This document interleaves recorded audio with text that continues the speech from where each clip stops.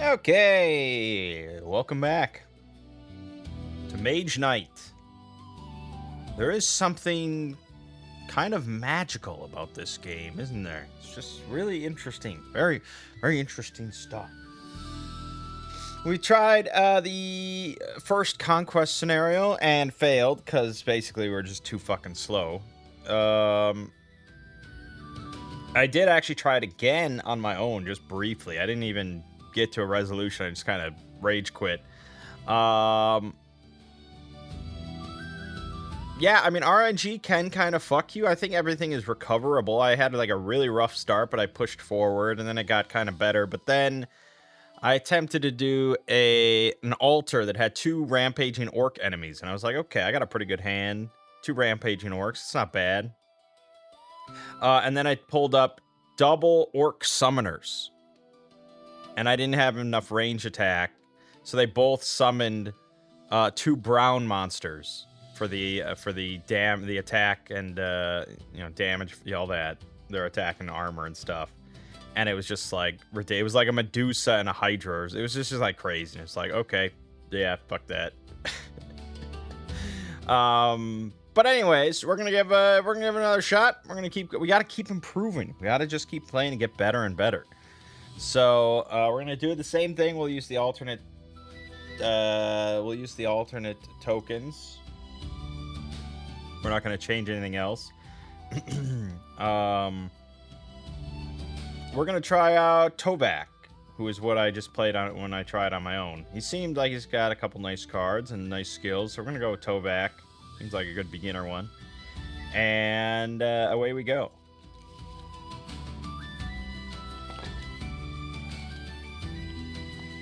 Alrighty. So our dummy player is Krang from Teenage Mutant Ninja Turtles. We have a fuck ton of green in our opening hand. So that's something. There's no green in the source, however. So, we could use Rethink to dump some of this green in the hopes of getting some blue or white. Looking at the map, we do have a village 6 spaces away. That's not bad. That's not bad. We have no influence, though. So there's that. There's a magical glade there next to some orc war beasts.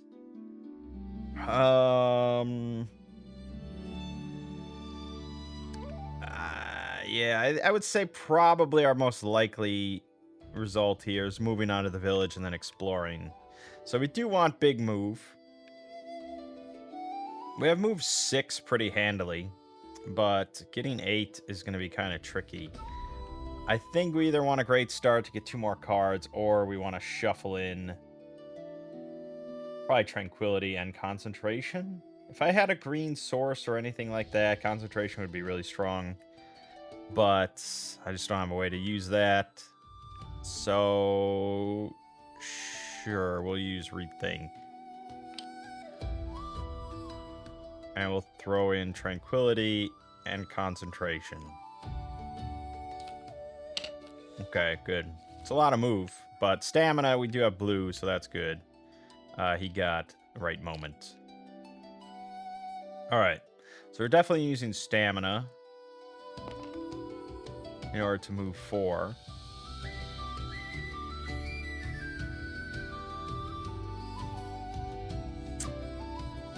Yeah, the Orc War Beasts, I just don't have the attack necessary to make that work.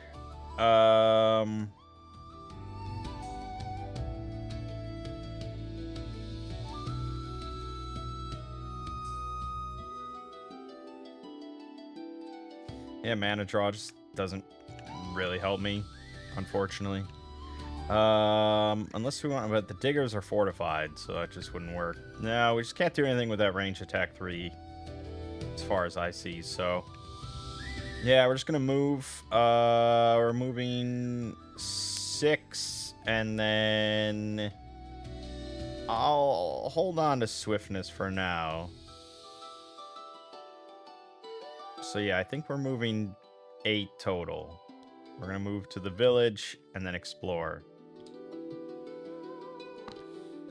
Okay, a lot of swamps. That really sucks. It's a lot of movement to move around that. There's some orc skirmishers in the middle.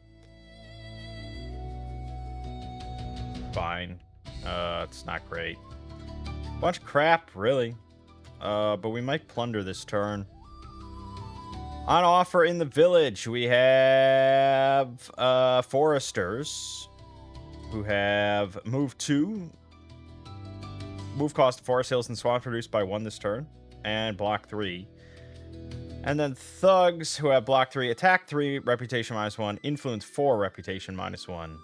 And you cannot assign damage to this unit unless you pay 2 influence during combat. Also,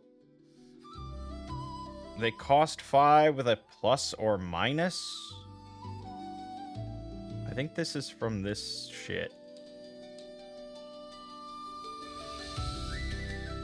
Reputation bonus or penalty counts in reverse. It's easier to convince thugs to join you if your reputation is low. I see.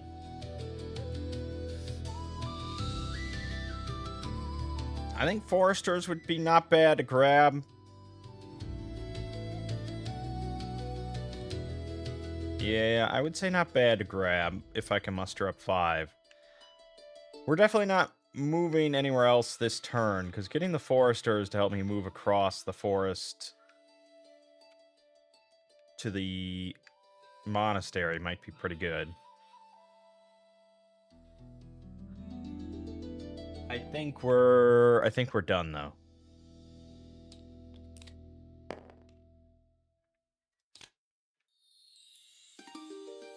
Do we want to plunder the village?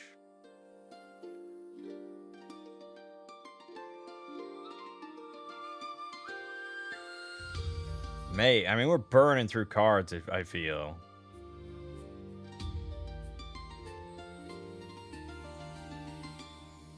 But considering I got no influence cards, probably.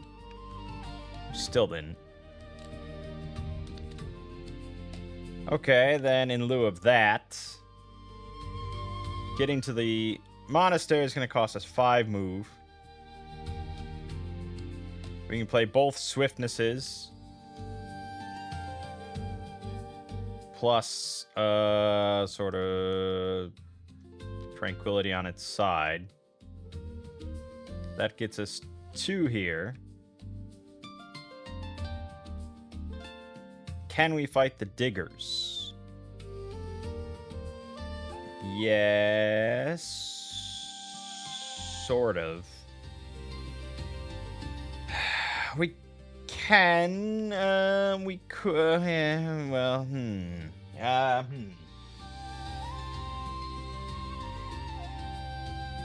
We can, but actually blocking all it to avoid a wound is going to be kind of tricky.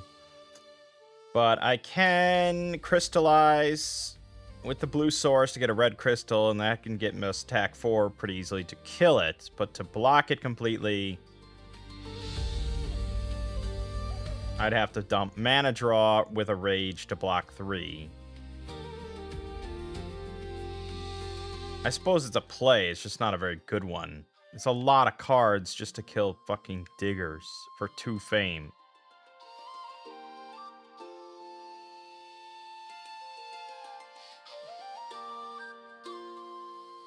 But at the same time, it's like, I don't know, man. This is where I'm already like, it's all falling apart. I'm making so many mistakes. We're being so inefficient.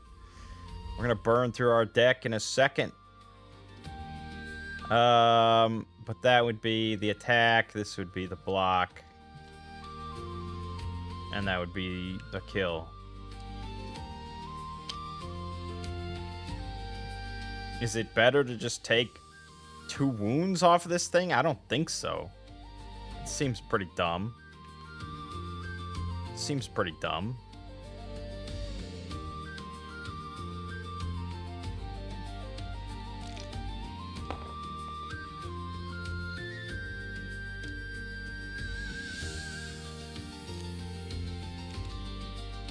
All right, now we have all our influence, so that's good. We see one of his unique cards here, Instinct. Move 2, influence 2, attack 2, or block 2, or for red mana, move 4, influence 4, attack 4, block 4. The versatility, my god. All right, so the monastery doesn't offer too much of things, but we could get magic familiars.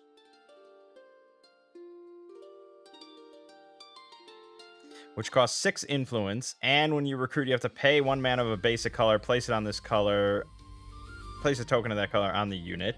Corresponding option is increased.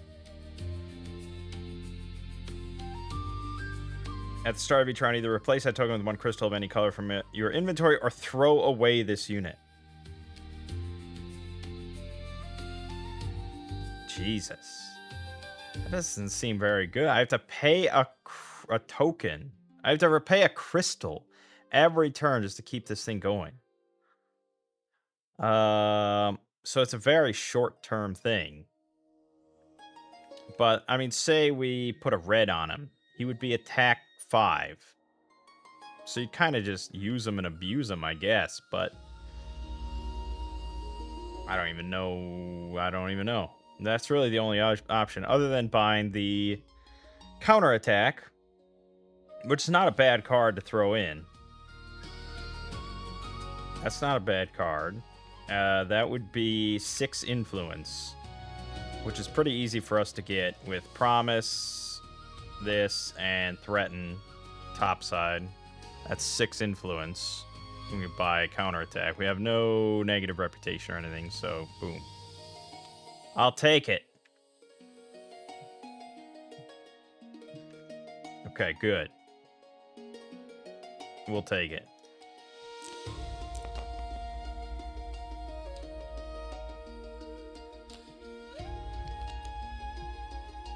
Yeah, we're way ahead of the dummy. We're way ahead of the dummy. Okay, but now we have counterattack and cold toughness. We are ready to kill something. Unfortunately, there's nothing super close to kill. We'd have to move 5 onto the swamp, which is doable. Yeah, it's doable. We could play stamina with the blue and then instinct, or just dump concentration. That might be easier.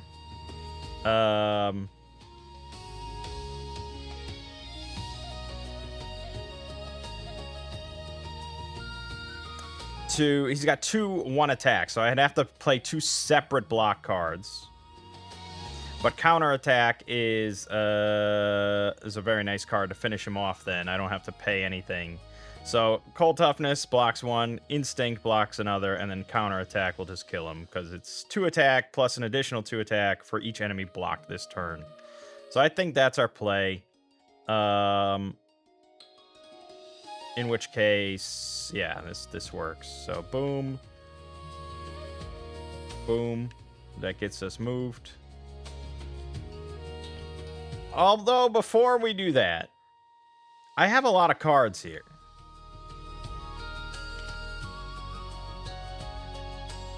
We could choose to burn the monastery.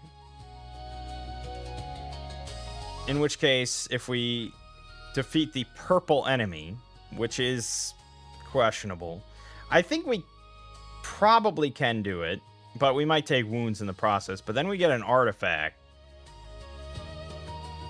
The only downside is our reputation would go down by 3, putting us nicely in the -1.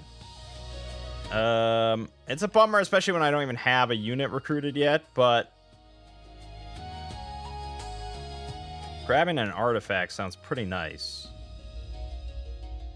And a purple enemy would be potentially worth even more fame. Let's do it. So now that we're locked in now. Fire mages, they have a fire attack 6, physical and fire blocks are halved, and 5 armor with fire resist, but that's fine. Okay, this is probably doable. So we have to block 6 completely, and we have, thankfully, cold toughness. who has Ice Block 5 if we use the blue mana, +1 Ice Block for each ability or color of attack depicted on the enemy token. Which I would assume that's Ice Block 6 or 7 or some 6, 7. It's enough. One way or another, I don't know how you're meant to calculate it exactly, but it's enough block. Good. Then we just need to generate 5. Counterattack is already 4. And then we can just do Instinct. Or we just play Concentration to get a red token, and then we put that there, and that's attack 7, which is already enough. So boom, done. Easy peasy, baby. Yeah, hell yeah. And that gives us 5 fame, a hell of a lot more, and an artifact.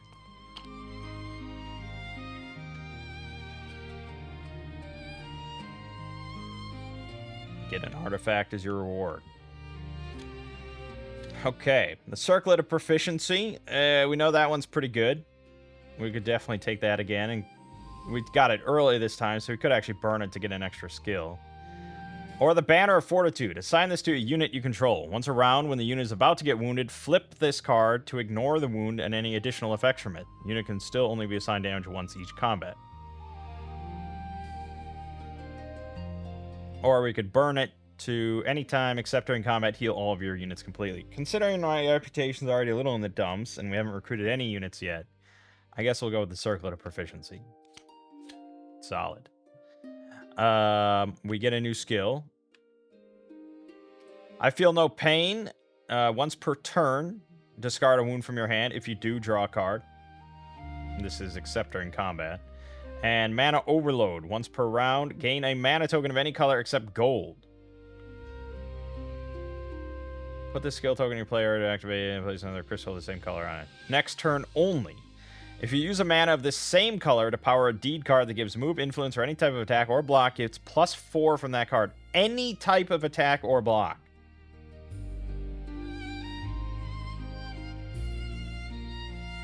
I think that's just better, right?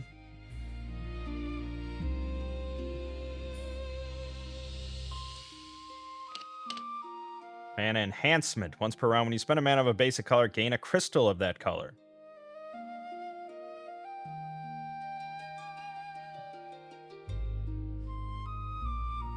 Yeah, and then next turn only, you may gain the mana token on this skill.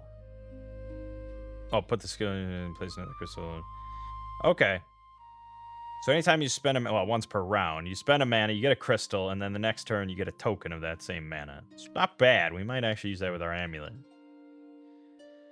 Alright, and then we get an advanced skill. We have Chilling Stare. Influence 3, or a chosen enemy attack loses all attack abilities, but not its color. So that would be stuff like swiftness or poison or something like that.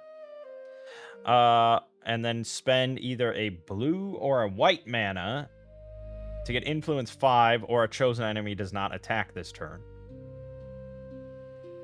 In need, influence 3, get an additional influence 1 for each wound card in your hand and on units you control. Green, influence 5, additional influence 2 for each wound card in your hand on units you control. And then Pure Magic. When you play this, pay a mana. If you paid green, move 4. If you paid white, influence 4. If you paid blue, block 4. And if you paid red, attack 4. Spending an extra blue mana, move 7, influence 7, block 7, and red. It's incredibly versatile, and I think that fits our scheme. So I'm going to take Pure Magic.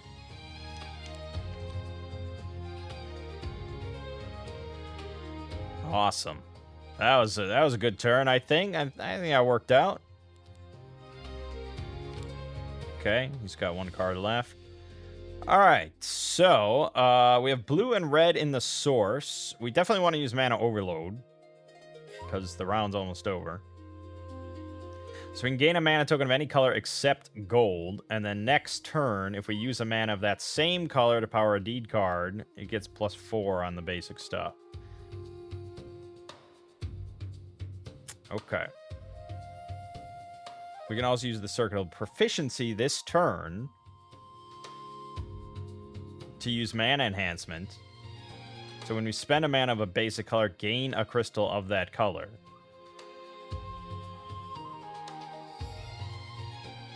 So that means that we could... Okay, it's just getting complicated. It's getting complicated. But we have blue in the source. And we have 2 blue cards. We're gonna want to use that. We might get a good amount of move here. So if we say use stamina, along with the circlet of proficiency, to use mana enhancement, that means we pay blue, and we will then get a blue crystal.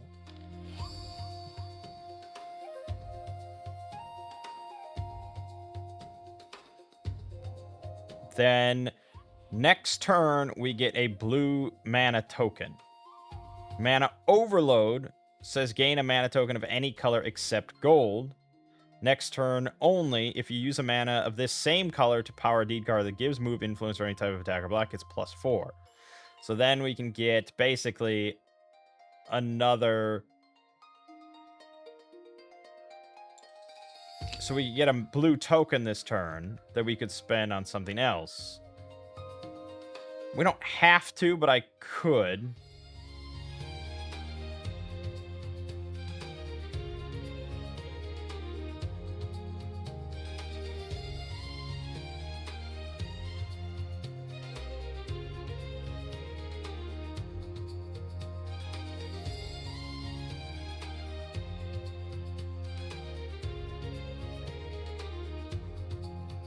It doesn't really matter. Yeah, it's fine. No, I think we're fine. We could use the token instead of the source die, but it doesn't really matter.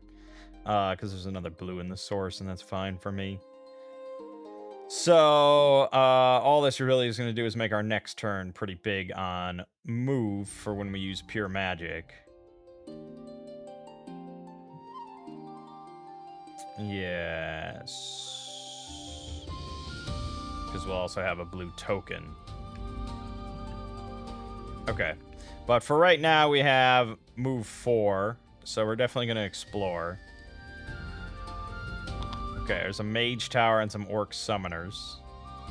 Getting onto this mine would be pretty nice, especially during the day, because we could then reveal the mage tower and get a crystal. However, it puts us in a dead end, so it's not ideal. If we move on to the magical glade, however, we reveal the mage tower, we're in the right direction, and we'd get a cold mana token next turn. I don't think there's a world where I can really use that, though.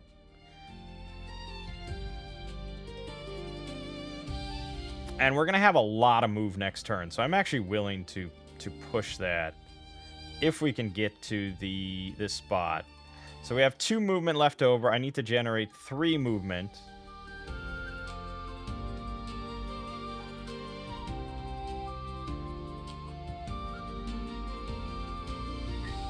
The problem is I can't take this back now, so I should have spent that crystal just in case I wanted to use Instinct to move 4.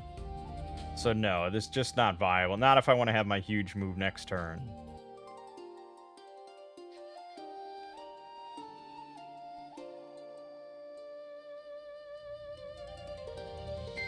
So yeah, I guess...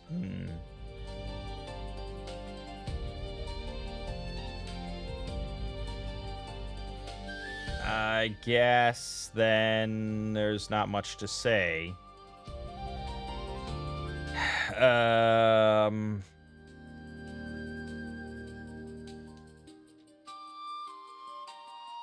Yeah, I guess there's not much to say. The only thing we couldn't really do that either. I can't get anywhere except this spot if I want to hold these 2 cards. I can move an extra 2 with Instinct to move 4, but that doesn't get us onto a swamp. If I had gotten those fucking foresters, instead of burning the... Well, no, instead of... Yeah, I just didn't. Instead of plundering the village, I guess.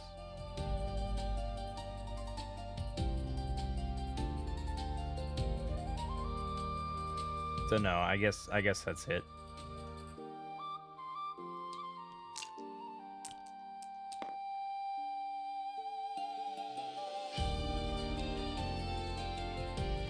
Okay, so now we get a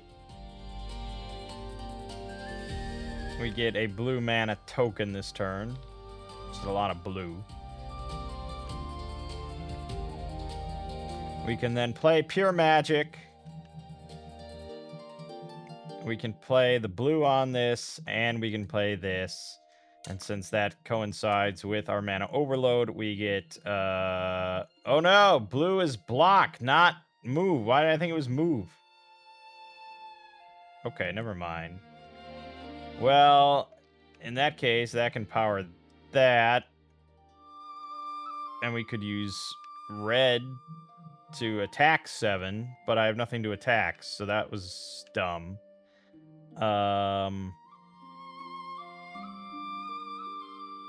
Wow, yeah, I fucked up this whole... Okay, I'm an idiot. I didn't read the card properly. I don't know why I thought it was move. Okay, so then really all I can do is, not that. I can play Instinct with the red to move 4, and then I could play Pure Magic as a 1 to get me onto, the village. Or we could go to the glade in order to reveal, but as soon as I move there, it's irreversible. I don't need the healing from the glade, and I can't really benefit from the black mana at the start of night.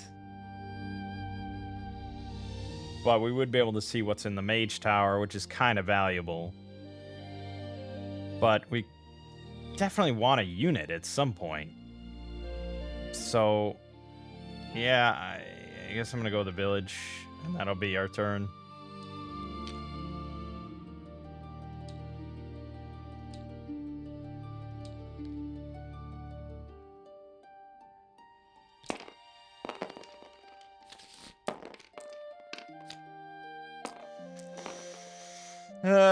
Not great.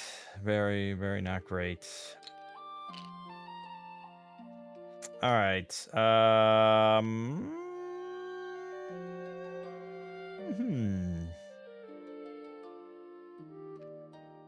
We could search for any one card, including Pure Magic, if we wanted. But also, I think more likely is we search for an Influence card, because I'm on here, and we can get Peasants at the very least.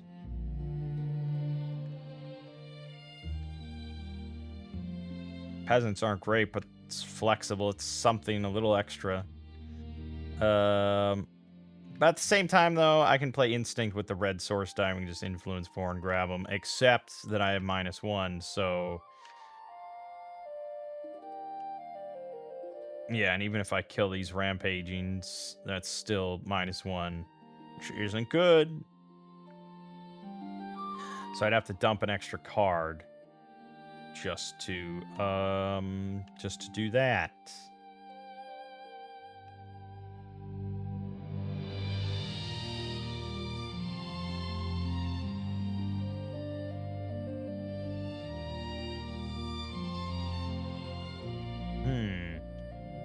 Okay, I see maybe a combo then there. That's kind of alright.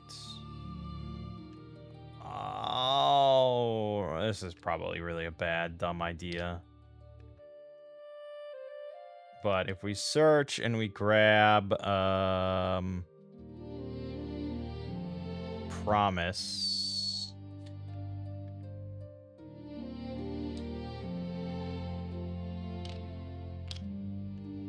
I could also plunder the village while we're here, but I'd drop down to -2. Process the dummy.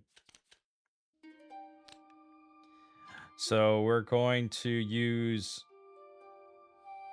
Mana Overload.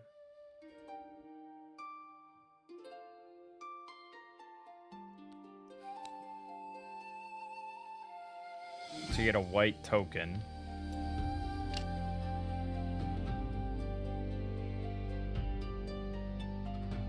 Well, that requires me to get white somehow next turn. The idea was, I guess, using white to power swiftness for range attack 7 to just snipe the skirmishers.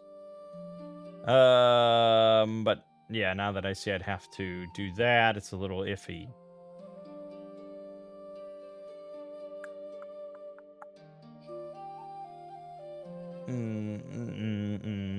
Yeah, okay. Well, we're here now. So we also have to generate an extra influence, which I suppose will be with swiftness. Is, you know, it is what it is. I think we're playing very badly, and I think our chances of success are pretty much nil. But hey, we're having fun time. We're gonna claim peasants then.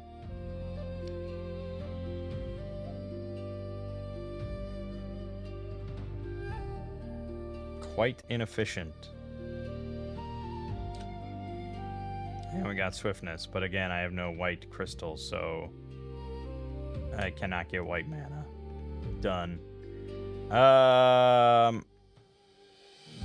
Yeah, we could have searched for the artifact in order to do mana enhancement. Alright, do we want to plunder the village? At this point, probably, because I might be able to go onto that altar pretty soon. Sure, we're being bad. We're being bad today. Okay. So killing the skirmishers. Not super viable. I don't have really any... Well, it's viable. It's just not going to be instant. The peasants can block 2, and I can play Rage to block 2. And then we can just play the red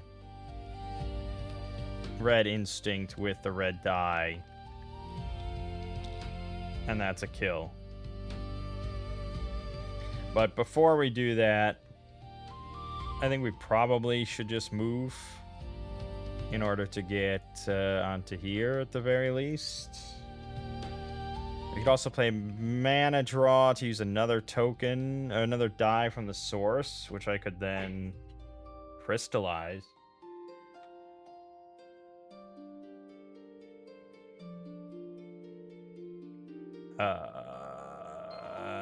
In order to get another red or blue. Yeah, maybe a red crystal might be kind of nice. Okay. So then we'll play crystallize. Or alternatively, we put the blue there, and then I can get a crystal of any color, such as green, which might be valuable in the near future. And that's everything. And then we're good. And we level up off of that. I'll be right back. Okay. Yes, end turn and level up. So we got our second command token. Not as good as a second skill, considering our reputation's somewhat in the dumps. But, you know, you take what you can get. Okay. Right. We can now explore from here, or we could attempt... Ugh. I think exploring is more prudent. This is 3 marauding orcs. In order to get a unit. Regular or elite. It would be nice maybe to pick up the Utum Swordsman, but I just don't really have the cards to take on 3 units. Like, at all. I don't think I could actually kill them. We did use Mana Overload, I'm pretty sure, so that's done. So, yeah, we're going to explore, and we're going to use Stamina with a blue source die to get move 4. We're going to explore for 2. Okay, we got Ironclads here. The awesome to get here, but maybe we can beat the Ironclads. It'd be good enough. So we need an extra move here to get onto the hills. We're going to march. And then that might be our turn. Because now we're provoking this guy. I think that's okay.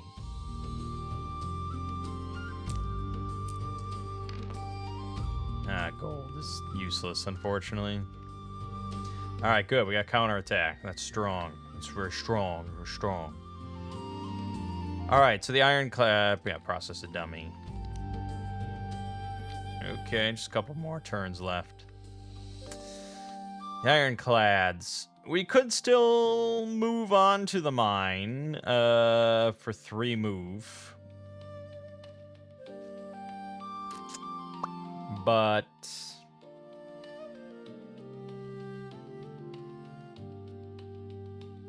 okay, well, let's just think about the ironclads. So they have physical resistance, which sucks. We have to generate 6 attack then. And 4 attack, which is doubled if not blocked, but we can block.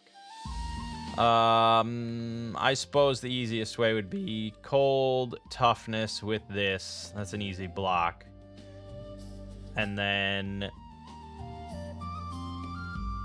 the 6 attack, counterattack for sure.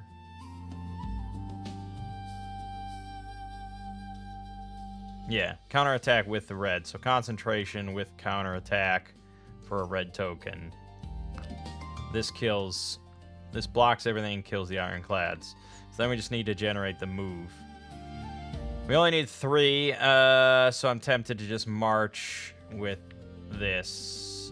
And that gets us onto that. And that's game. That's game. It's done. We win. I don't know if it's strictly worth it, but we get a red crystal out of it and 4 more fame. Doesn't quite level us up. And dumps our card significantly, but I don't think there's that many turns left anyways. Okay. Alright. Now, we could take on the Orc Summoners, but I would need kind of... Yeah, I would need...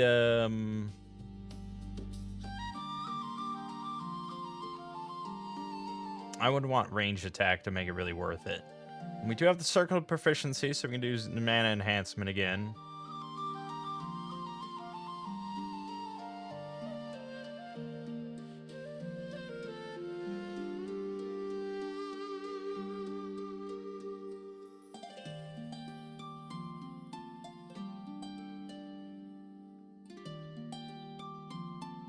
Oh, we got green and red in the source.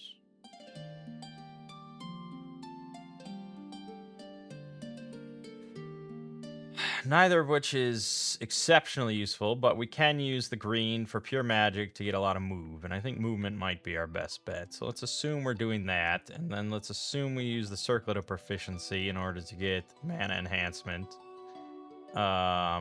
which means that we'll get a green crystal this turn. And then next turn, we're going to get a green token, if that's of any value to us. Yeah. Alternatively, we could use the blue, the bottom of pure magic, with the green.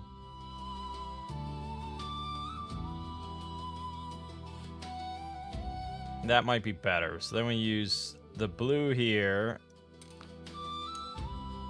And instead of taking a green crystal, we take a blue crystal, and then next turn we'd get a blue token.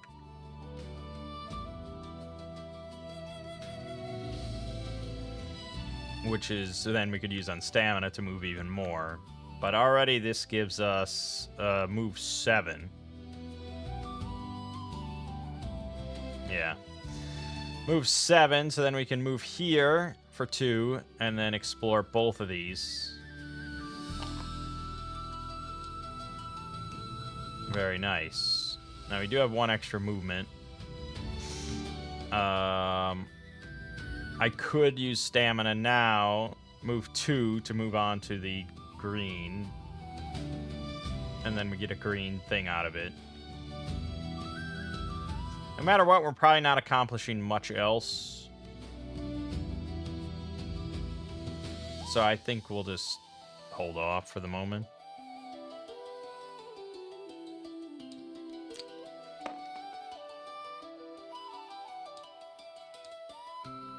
All right, so we get a blue token then. So we can move 4. We can move up to 6. We can move up to 6.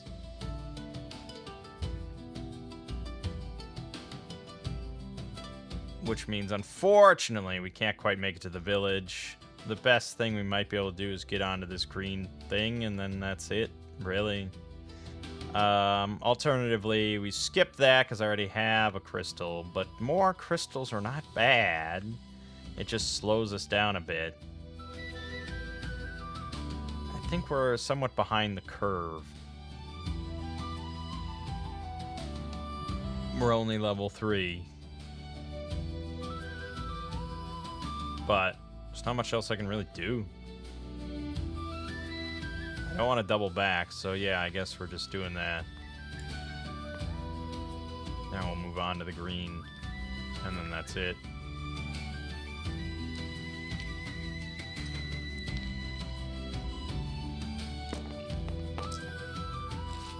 Okay, yeah. Great.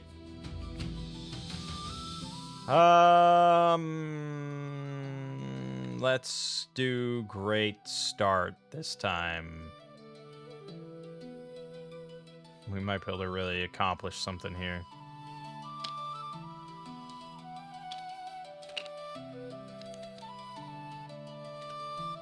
Okay.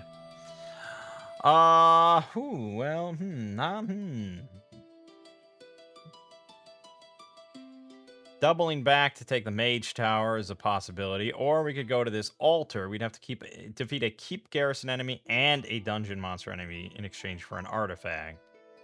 But that's if we want to double back, and usually we don't, because our problem is actually exploring to find the city.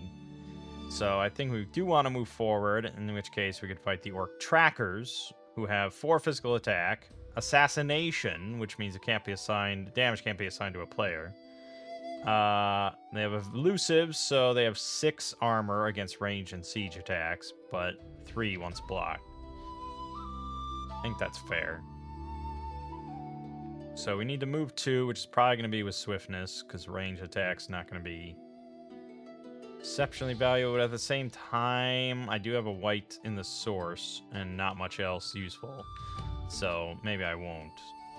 Maybe we'll just play stamina then.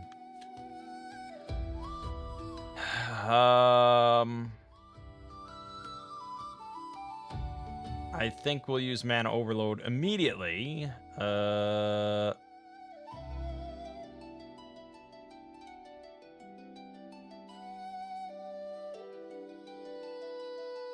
Gives us the blue token. We could also use the peasants to move an extra 2, but I'm not sure.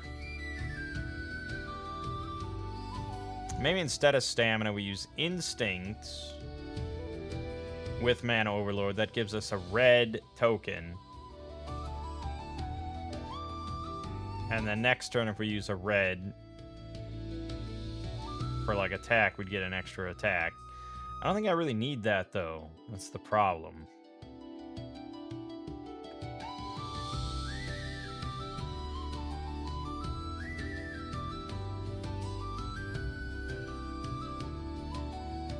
We could use pure magic and use green. Well, no, we could use pure magic with mana overload to give us green in the hopes that we'll draw green. Like a march card. So, okay, say we use that. Say we do that.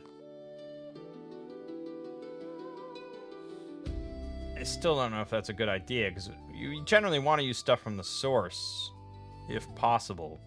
But yeah, we'll use it on swiftness for range attack after blocking.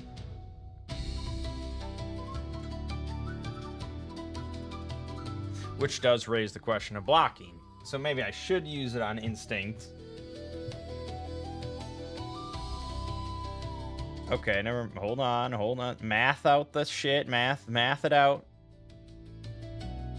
We use the green source die here, and that gives us move 4. We move on to here, we explore. Then we're gonna fight the tracker. And we use Mana Overload to give us a red token on Instinct to block 4, and then we use Counterattack to attack 4 and kill him. The only problem with that is we're unlikely to get any benefit out of the other part of Mana Overload.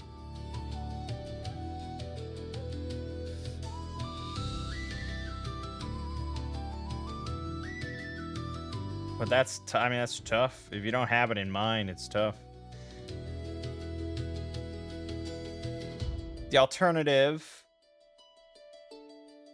less cost efficient or less crystal efficient, maybe.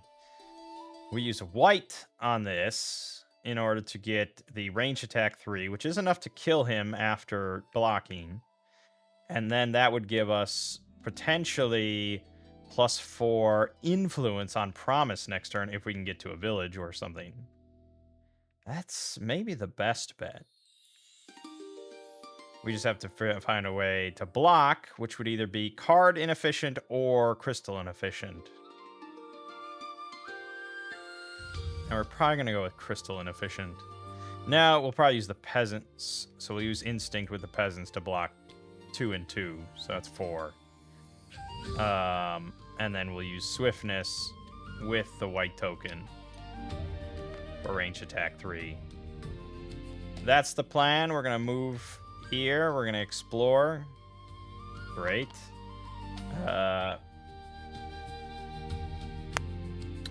Yeah, I know there's the orc summoners, but it's just too variable. We're going to take on the trackers. If I had enough range attack, maybe. But we might get a good advanced card here. And that's everything. So end turn and level up. Alright, we get a new skill. Cold Swordsmanship. Once per turn, attack 2 or ice attack 2, which is pretty nice. Pretty nice.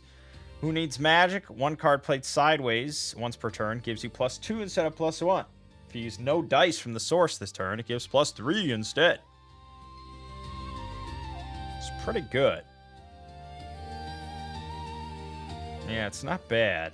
It's very flexible. It plays into the flexibility, but Cold Swordsmanship, having a free ice attack too every turn, I don't know. I'm a sucker for it. Advanced action, we have Blood Ritual. Take a wound, gain a red crystal to your inventory, and a mana token of any color, including non-basic. For a red mana, you take a wound, you gain 3 mana tokens of any colors, including non-basic. You may pay 1 mana of a base color to gain a crystal of that color to your inventory. We haven't really fed into the whole wound thing too much. Maximal effect, that involves throwing away cards. I'm really squeamish about it, because I'm so card inefficient. I kind of need my cards. Just to have longer turns. And then Crushing Bolts, which is pretty solid. Pretty solid, and I think that's going to work for us. Maybe.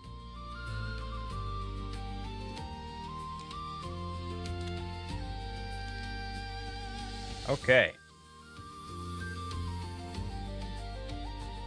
Now, unfortunately, Siege Attack 3 doesn't really help us too much.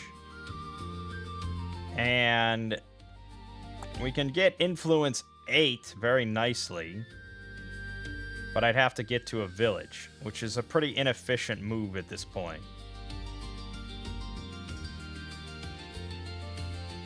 I can get thugs, or I could get the guardsmen at the village. Could get guardsmen at the village. It would have to be this turn. Yes, which is tricky, because that's 5 movement. I'd have to pay my blue crystal on stamina and dump probably crystallize, and that would get us 5. And then I could use the white from the source on promise, which would be influence 8, and I could get the guardsman, which would not be bad.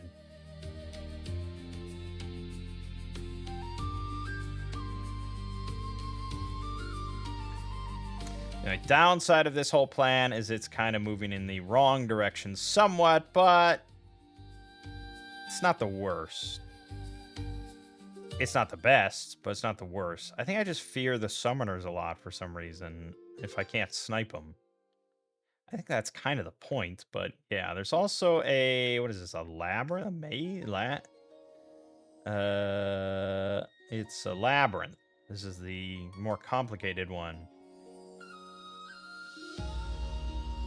You have to fight a red Draconum enemy. Jesus. Yeah, that's not happening anytime soon. Even though it probably should happen sometime soon. And again, I'm like too squeamish. I'm very squeamish. So maybe I should say fuck it and just fight the summoners. Just mano-y-mano. But I don't have that much combat cards here. It's just shit. I'm a little bitch. I think I'm a little bitch. We do have the cold swordsmanship. That helps.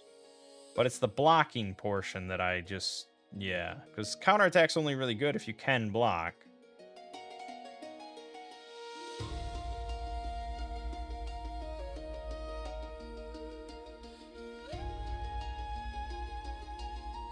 I'm gonna be a bitch.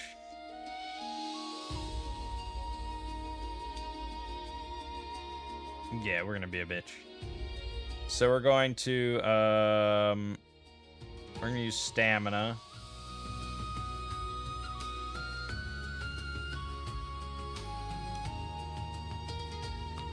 And that's 4. And then we'll dump crystallize, I suppose. And then we'll be playing promise with the white, which is then 8. And that gets us the guardsman. Now we got block, baby.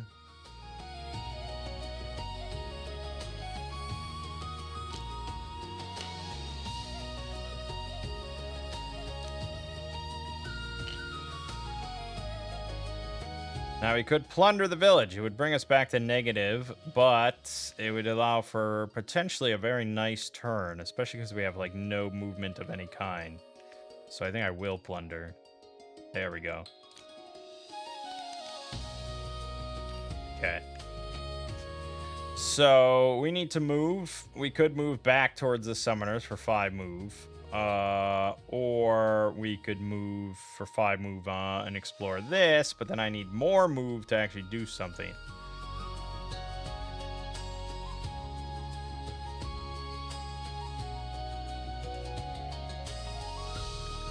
Ugh. Ugh. I guess we're gonna go after the summoners.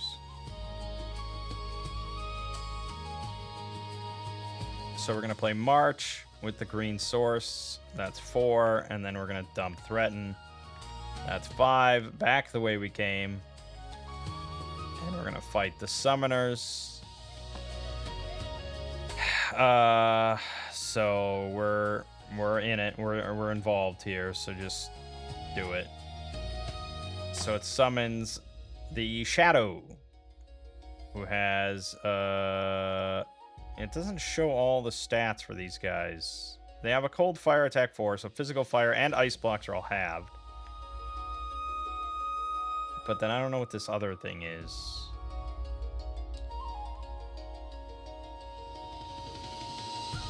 Is it elusive? I think that is meant to be elusive. It's a shadow. I suppose that would make sense, but so that's irrelevant. We're skipping that phase anyways. But then the little nighttime symbol, what is that?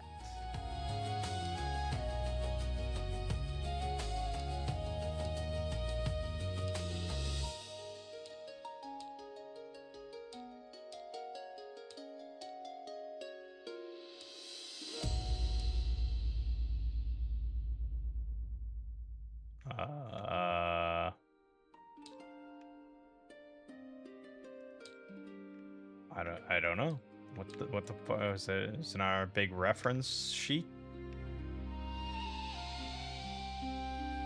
No. No. No. What the hell is that supposed to be? I have no idea.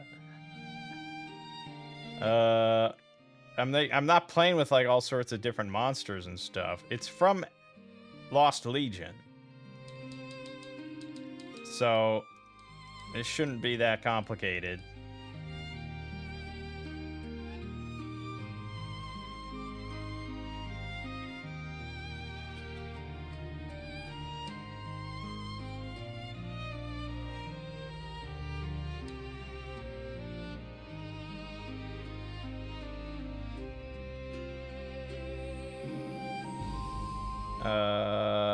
Hold on, I gotta zoom in here.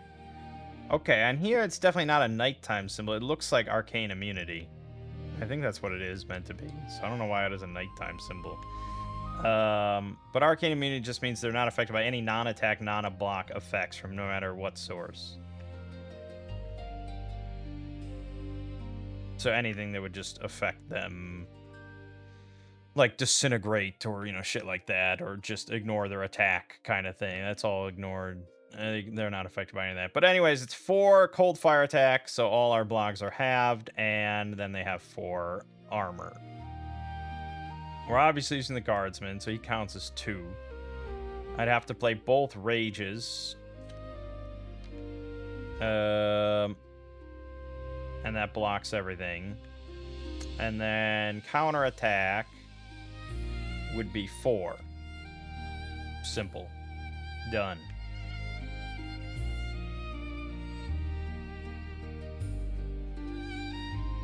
Yeah. Alternatively, if we want to preserve cards, hear me out, we don't block him at all.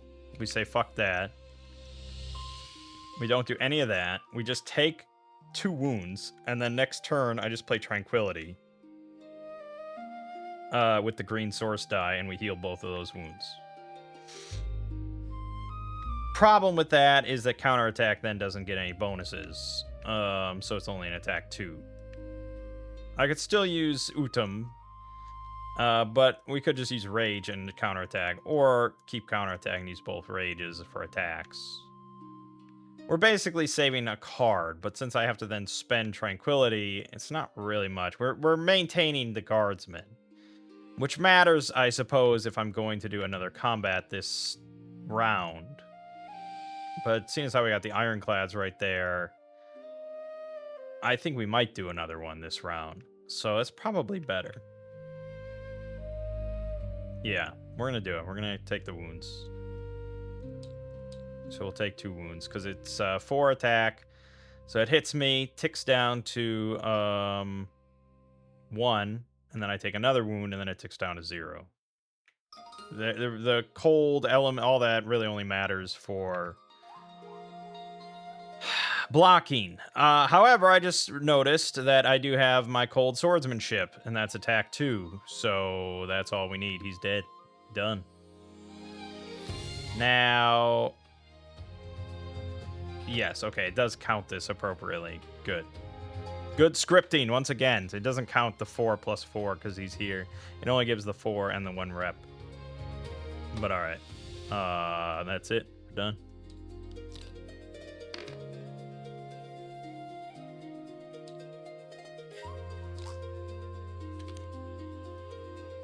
Okay. Not too many turns left. The dummy has whooped me. So we really gotta splurge here. All right, so we're definitely playing Tranquility though, in order to heal these 2 wounds.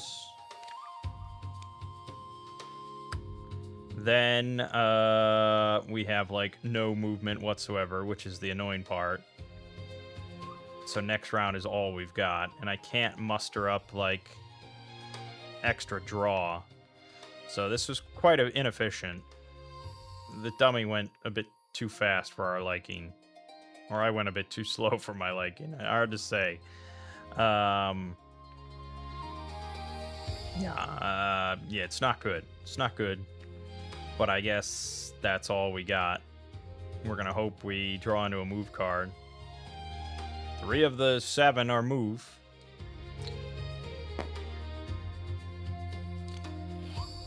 We did not get a move. The end of round has been called. So now we have to do some real inefficient shit. We do have our Circlet of Proficiency.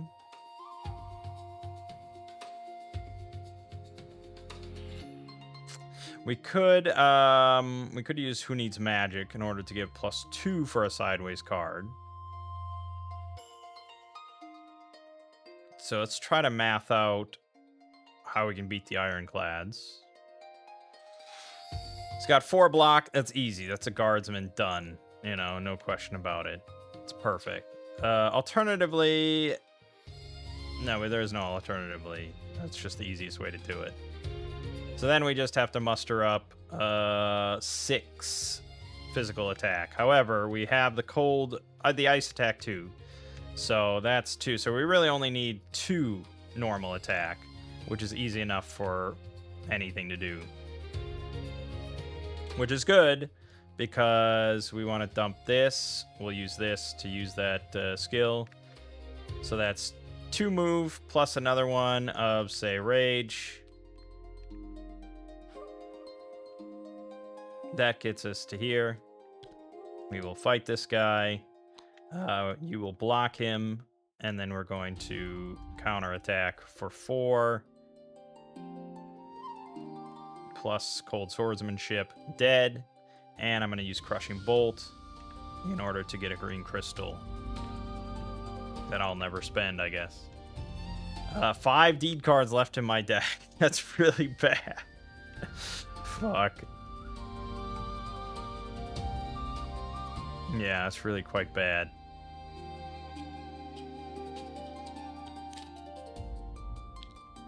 All right, we got another command token. We're up to level 5 now. I don't think that was good, but yeah, I don't think we're doing great.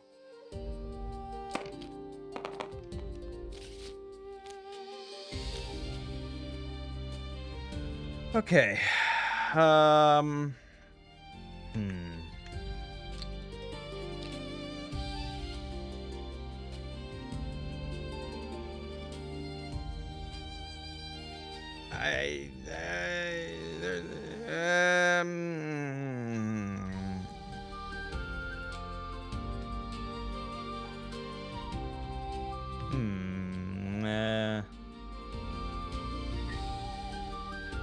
Maybe Mana Search, because we kind of got not great.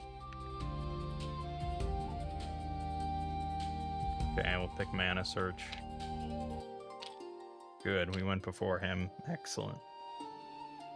Okay, it's nighttime. It's not really the right time. We could go for this keep.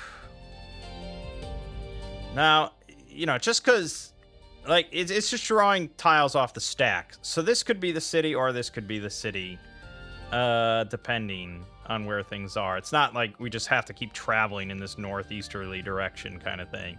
So I'm tempted then to take this keep and explore this, which means we need to muster up a decent amount of movement here, especially because it's nighttime now. So that's actually... it's unfortunate, but it's 8 movement if we want to take that keep. If we just want to explore and move and explore, that would be 5 movement. We do have stamina with the blue, so that's 4. Alternatively... well, I actually could probably get enough. Concentration with one of our green crystals, plus stamina. That's move 6 already.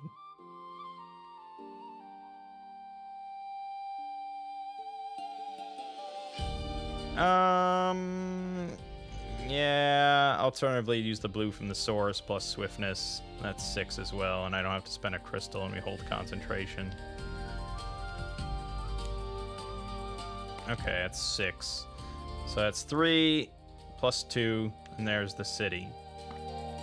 So this is... I don't know how you're meant to read city. We didn't even really look into cities. Yeah, I just attacked it. I don't know how you're meant to read it.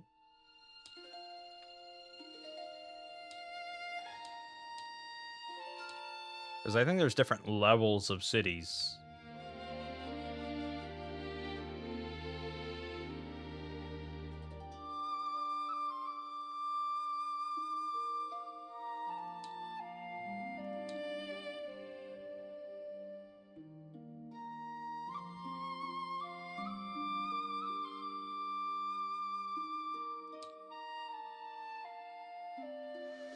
I have no idea. It's a good question.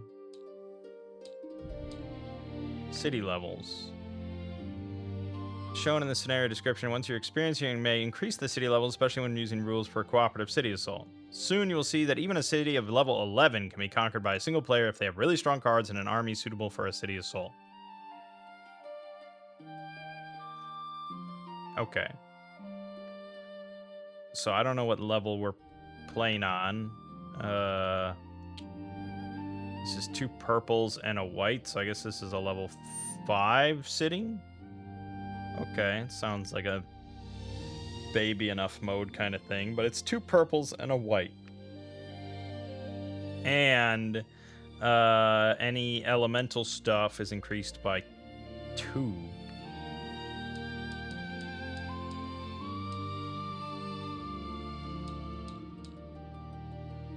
All defenders get +2 attack if they have ice attack or fire attack, +1 attack if they have cold fire attack.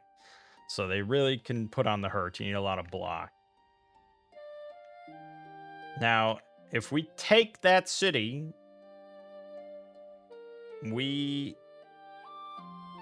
win. That's pretty good. I don't think we're in a position to do so just yet. But we also have a whole other round. We got this whole round and another round. So we definitely want to take this keep. And there's also a monastery here, which we might end up burning. But I would like to get another unit and maybe another advanced card like Ice Shield. That sounds pretty awesome. So we've generated 6 move. We spent 5 of it. So if I dump another card, such as Rage, we can move on to the monastery, which is pretty good. It also reveals everything. That reveals the city garrison? Really?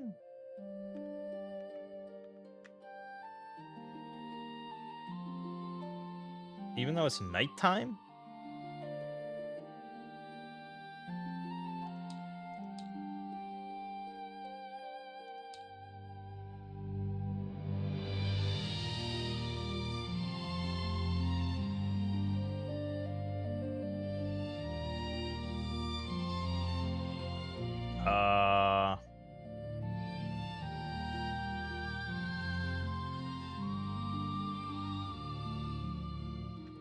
I have no idea. I mean, it did. The script did it. Who am I to argue? Yes, the tokens are revealed when players adjacent to the city, even at night. Okay, so you do get to see. I don't know if it did that last time. Maybe it did. So it's a sorcerers who have 6 attack, poison, and it can only be applied. The wounds can only be applied to the player, and then 6 armor. Honestly, not entirely bad. It's probably the best thing we could hope for. Just straightforward with no extra magical bullshit. So he's not enhanced at all. But here we have fire golems. So they have brutal.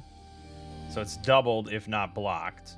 And they have +2 attack. So I have 5 fire attack. That's going to be tricky.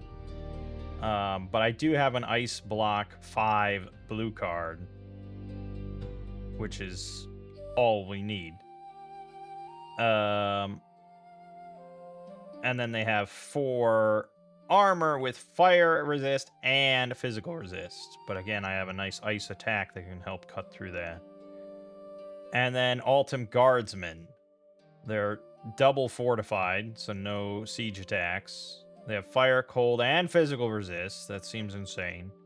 And just 5 attack with no other traits. Now, you don't have to do this all in one go. Like, you can go in, we can fight. I can kill off, like, the sorcerers and maybe the fire golems. The guardsmen might wound us a bit, but then we get kicked back out and we can attempt it again on another turn or another round.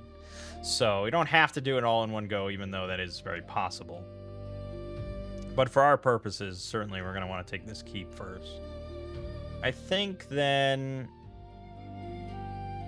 we're just going to end our turn. We want to probably get rid of the peasants, too, at some point. Because our keep options here... Ooh, we actually have an elite unit. Heroes. 9 influence. and your positive reputation counts double. Thankfully, we have no negative. There's also Amatep Freezers. 8 influence. There's some good stuff here. Otherwise, also just picking up another guardsman. Yeah, we're going to want to definitely get some good influence going on.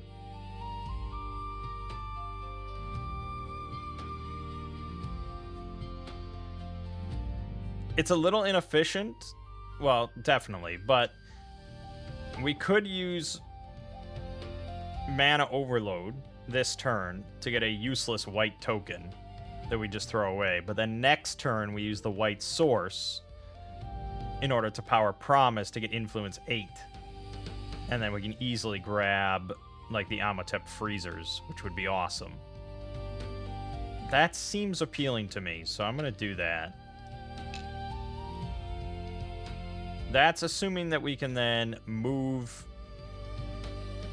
Well, we're on a monastery right now. Oh, it's not a monastery. No, none of this is monastery. Unfortunate. So we'd have to take the keep next turn. Oh, yeah. Okay, so we don't want to use that just yet. No. We want to hold on to Promise, but yes, after we take the keep, then we can use that. Okay. We do have the peasants that can help us move a little bit, but yeah, it's on a forest, so we have to generate move 5. We really need to draw a move card. Let's hope for the best. We did. Okay. What we don't have a lot of is actual attack stuff. But we have 2 units that we can use and cold toughness. So we're going to use concentration with a green crystal in order to do march for 6, and that gets us onto the keep. Sight unseen, baby. Alright, we're fighting golems. So they only have 2 attack, really easy to block, but it's not so easy to kill. They have 10 physical. 10 armor with physical resist. Okay. So the blocking is probably going to come down to either... I might not even block. I might just put everything into attack. That's not bad. That's not bad. So I think we're going to use swiftness with the white source. We're going to... Yeah, we're probably just going to take the wound. We're definitely using cold swordsmanship. That cuts him down to essentially 3 armor with physical resist. So I have to generate 6 attack otherwise. Swiftness is 3. Cold toughness is 2. So that's 5. And then we can use, say, the guardsman. Or I could just dump tranquility to get 6. And then I can keep the guardsman for the rest of this round, which would probably be good. And we can just wound the peasants. Or the peasants could just block, I guess. Yeah, golems are not very threatening, so they can just block too. Yeah, that's done. It's nice and clean. A little card expensive, but that's the least of my concerns, I think. Good. Now, instead of using... That doesn't really matter, I guess. It doesn't really matter. We can use Mana Overload to get the white. So instead of that... Instead of the source die, I could just use the white token, but it doesn't matter because I got no use for those other 2 things, unfortunately. But that is our keep taken then.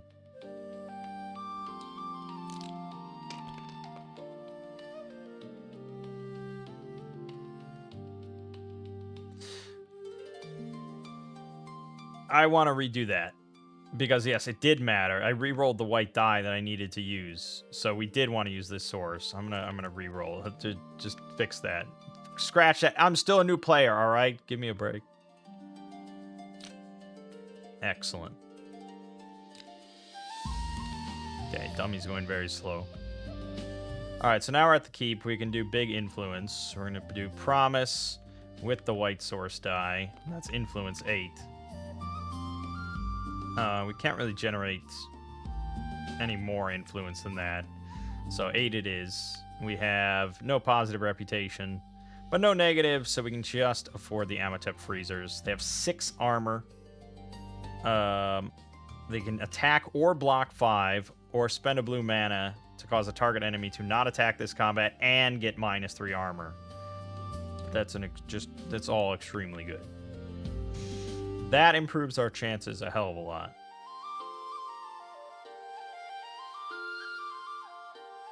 Okay, and that's it. I mean, that's all we're doing. We couldn't move or anything, so that's it. Okay, good. Now, I'm tempted then at this point to go burn the monastery, but I think we just have so much time left. We haven't done anything that's irreversible yet, so I'm gonna spend March to explore this token. There's tile. Okay, there's a refugee camp, but that doesn't really change anything. I can recruit everything out of the keep anyways. No, it'd be more going to the monastery to try to get Ice Shield, but yeah, I don't have a lot of influence.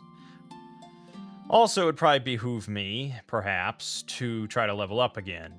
So that would be maybe burning the monastery, getting the fame from killing the purple thing, getting an artifact, so on and so forth.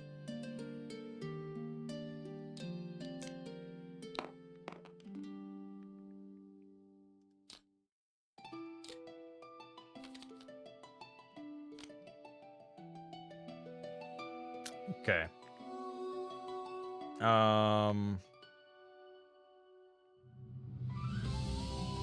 Yeah, getting the influence. I can spend the red to get influence 4. And then we could burn a couple cards. The problem is I need movement as well. We can use the circlet for who needs magic.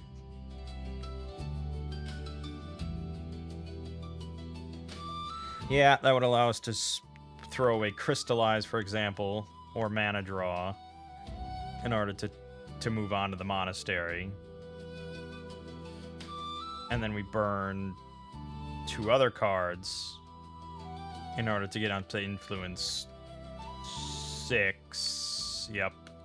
And then we can buy Ice Shield, which is pretty nice too. I feel like we're just playing really inefficiently in my heart of hearts, and I think that's undeniably the case. Because we're just kind of hovering around this castle. But yeah, I mean, at this point, like I said, I think we're probably going to have to take on the city over a couple of attempts. There just isn't any fast fame that I can grab. I can move on to the desert for 3 and then attempt to fight the High Dragon, but... shit, man. He'd be fortified. He's got 9 armor with cold fire resistance, so basically everything is halved except for physical, which is alright. But he has 6 cold fire attacks, so all your blocks are halved. And if you don't block him completely, it's brutal. However, that's honestly not the worst thing. We have the Guardsmen and the Amatep Freezers that we both want to kind of burn through this round. And if we spend blue mana with the Amatep Freezers... no, we cannot use that. We specifically cannot. Right? Cannot be targeted by unit abilities powered by red or blue mana. So yeah, we can't use that on him. But we can generate 9 block between the 2 of them, which is quite a lot. We need 12.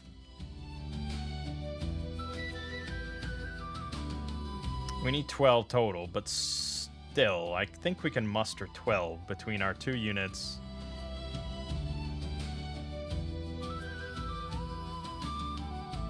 And truth be told, it wouldn't be the end of the world to just take wounds. We even have the monastery there, and you can heal at the monastery. You get 1 point of healing for 2 influence. Like, it wouldn't really be the worst thing to just take the wounds. Like, if I just put it on myself, I take 2 wounds. But if I don't get those removed by the end, they get shuffled into my deck, and then it becomes a little trickier. But the fact that we have a keep next to a monastery next to the city is really a nice combo here.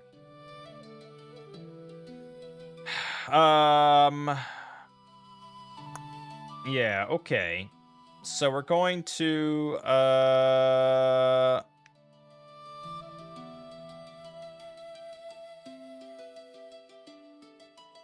think maybe the best would be mana draw. Powered. And then set this to red. And that gives us 2 red tokens. And this doesn't get re-rolled next turn. We need to move, which we can do with instinct with one of the tokens. That's move 4. Which gets us onto the desert.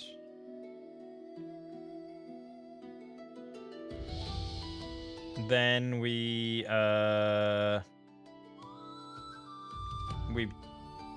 attack it. We have to get, again, 12 block. Use both of these guys. That's 9. I need 3 more. Rage for 2. And then I could use the circlet, but I don't actually have to. It's the same thing either way. So then it would be crystallize. So that's total of 12 block. And then I just have to generate... I just have to generate 9 attack. But counterattack with the other token is 7 attack. And then we can also use Crushing Bolt with a green crystal. And that's 10. And that is a kill. And that's nice.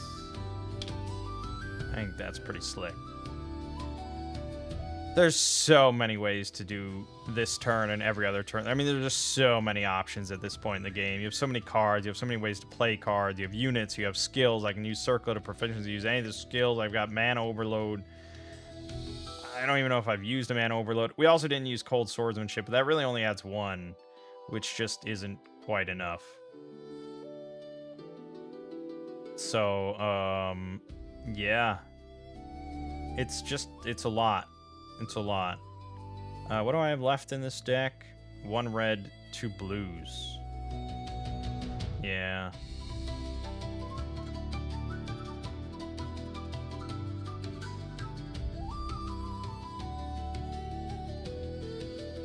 One red, 2 blues, and 2 of them are influence. I think, is one of them threaten? Did I not use threat? I thought I used that at the start. No, I didn't. Okay, so one of them's threaten. Okay. That could work. If instead we use Mana Overload to get a red token. And the next turn we use red to power influence for 9 influence. We could get anything.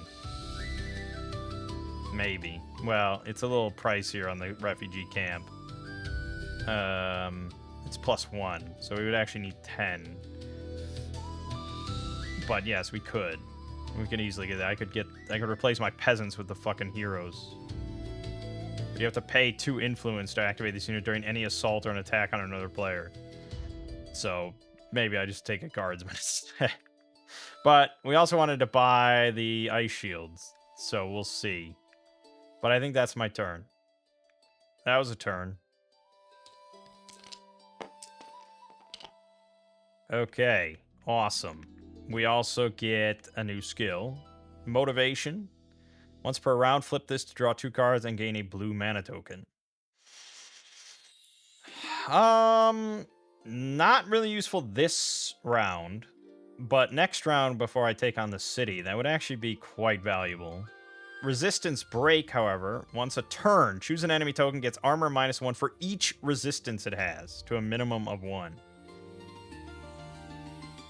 That seems really valuable, and we can just use the circlet maybe on Motivation. I'm gonna grab that. We're taking on such an elemental city. That's our best bet.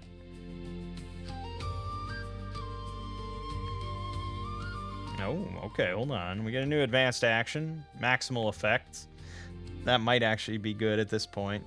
Pathfinding for a little extra move. It's better early on, I think, than at this point. Power of Crystals. Gain a crystal to your inventory of a basic color you do not already own, or spend a green or blue to move 4 or heal 2 or draw 2 cards for each set of 4 different color crystals in your inventory.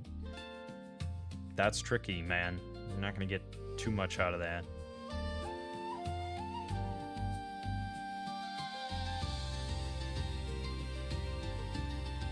I think maximal effect might be the way to go. I know, it's wild.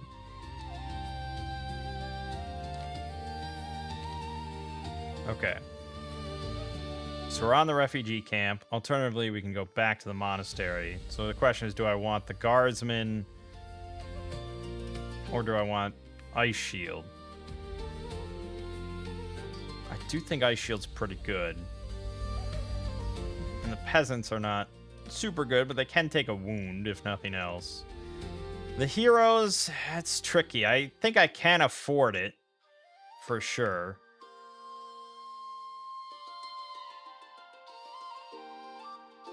Yeah, I can afford it. We could use maximal effect with the red source, and that uses the stronger effect of another card that we throw away twice for free. So this would be 10 influence, but -2 reputation. But at this point, our rep doesn't really matter. The problem with the heroes, as good as they are, is we'd have to pay 2 influence during the assault in order to activate them. But I think we probably will be able to manage that. There's a lot of cards that... Well, there's a bunch of cards we have that do give influence. Except we would be dumping one of them. So we'd really only have, like, Promise or Instinct, maybe. Or Pure Magic. They're pretty solid. They got 6 armor. Attacker block 5. Influence 5. And then... spend a white mana for ranged attack 7. But the guardsmen are reliable. I don't have to rely on having influence in order to use them. And that block 4 is pretty solid. You can't complain about block 4 and 5 armor. So, no, I suppose it's the more reliable option. Now, they did put in Arcane Disguise here, which gives influence 2, and if we use the circlet on it, and it's a once per turn thing, I can get influence 4 out of it. Or you can flip the token to ignore all effects from your position on the rep track this turn. So, in that case, we could just use Circlet of Proficiency in order to use Arcane Disguise twice. We get 4 influence, and then we would use regular Threaten to get 6, and then we buy the Guardsmen in exchange for the Peasants.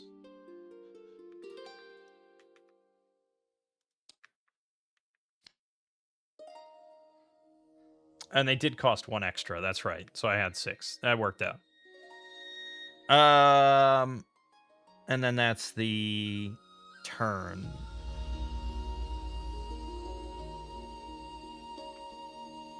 Okay. Yeah, that's fine. End the turn.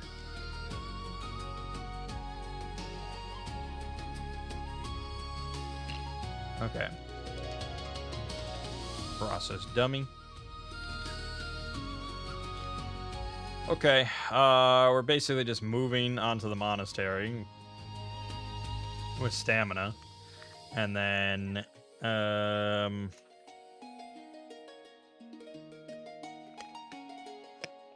Yeah, if I had white mana, we could use pure magic to get a good amount of influence here to try to buy Ice Shield. But I don't. I just don't. So, really not much I can do.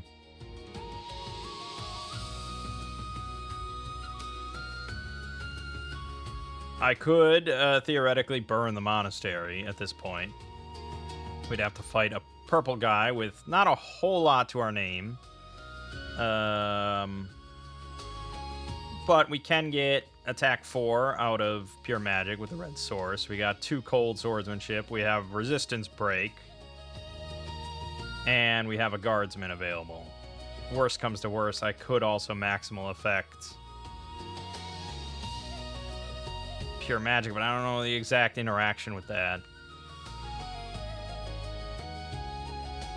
It's a little risky, but I think yes. And if we fail to beat him, we do not burn the monastery.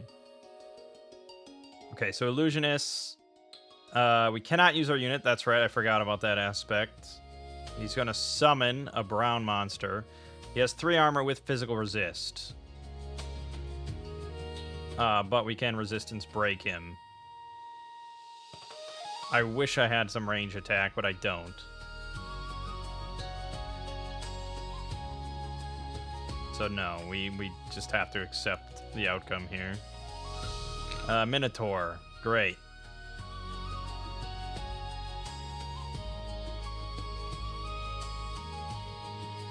And his attack is doubled if not blocked. Okay.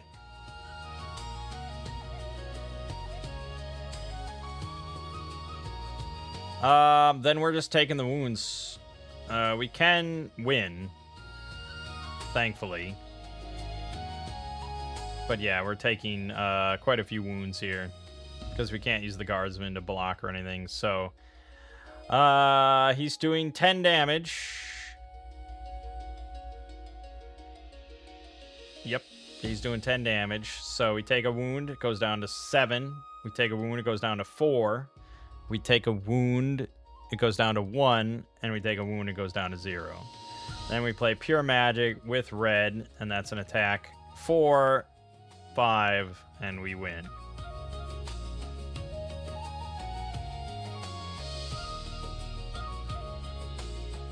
I am clear on the summoner. Like, if you kill the summon, you win. Like, that's how it works. It's just RNG is kind of how it is.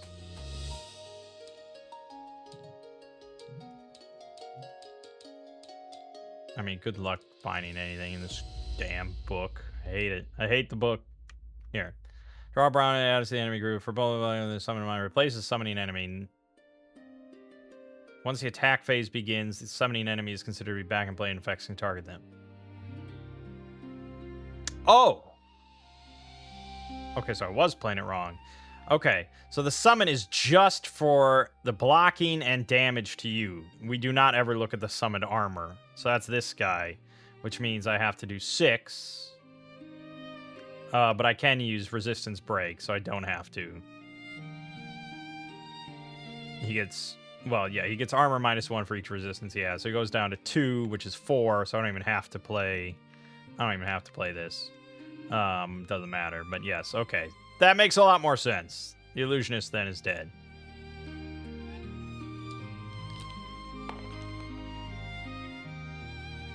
Alright, so, and then we get an artifact. The Banner of Fear. Assign this to a unit you control during the block phase of combat. You may spend this unit to cancel 1 enemy attack. If you do, Fame +1. Alternatively, if we burn the Banner of Fear, up to 3 enemies do not attack this combat. Wow. That is a fucking city taker right there. I think we're going to take that. The Ruby Ring, you can gain a red mana token and a red crystal to your inventory and get +1 fame. That's a really nice card. You burn it, you have an endless supply of red and black mana this turn. Fame +1 for each red spell you cast this turn. Alright, yeah, we're going to take the Banner of Fear. That's awesome.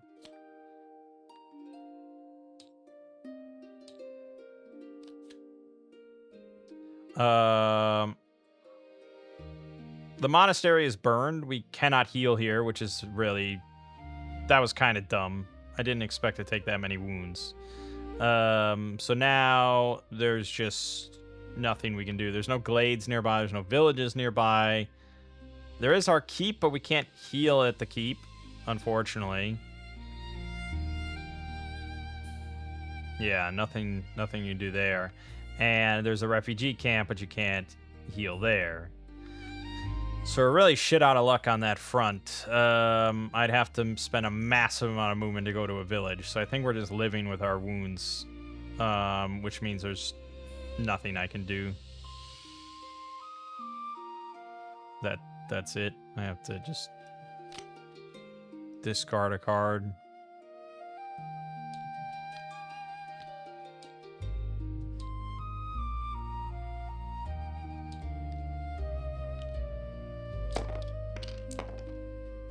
So now I have to hope we're kind of lucky and dodge too many wounds.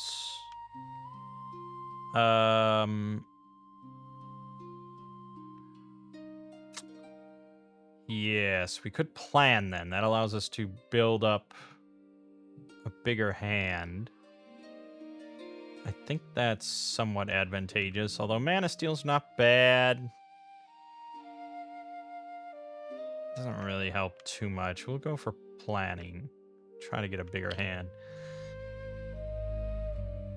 Because we can rest, and we've never done that. Oop. Oop.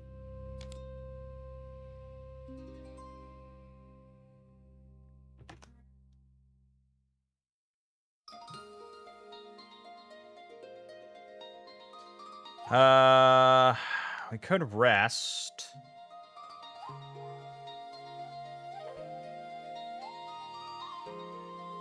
It's unfortunate. I have to take a break here, and I'm not going to be back for a couple hours. I hope I remember everything that I'm doing. I should make a note or something. I wish I had a little notepad.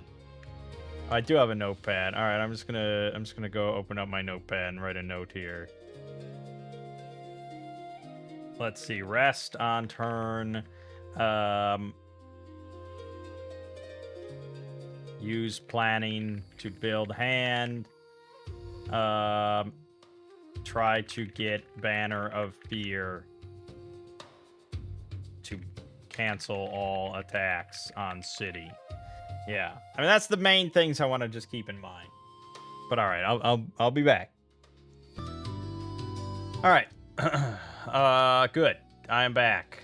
Also, I learned, coincidentally, while I was away, that cities always cost 2 move to move on to, regardless of the terrain they're on. They're their own terrain of 2, which is what this means here. I think I saw that ages ago and didn't think anything of it, but yes. I think that might have changed slightly the last game we did. But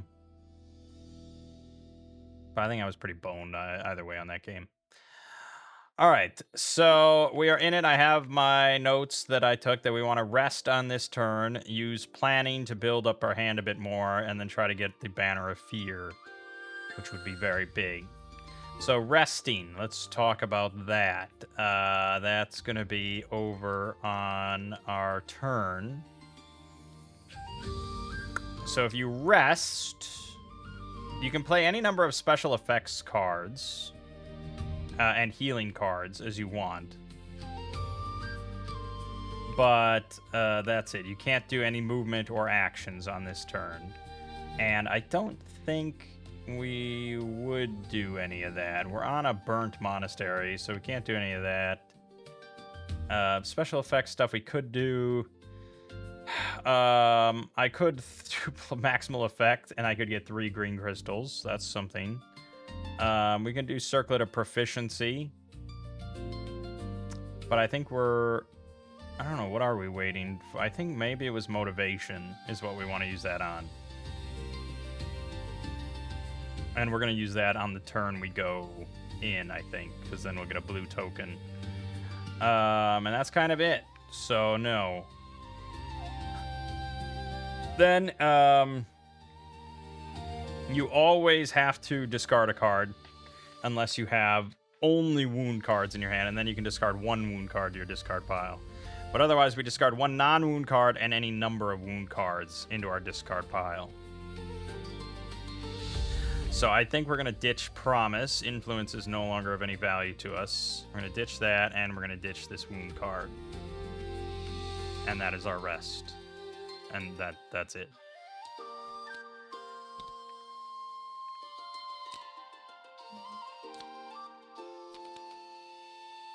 Okay.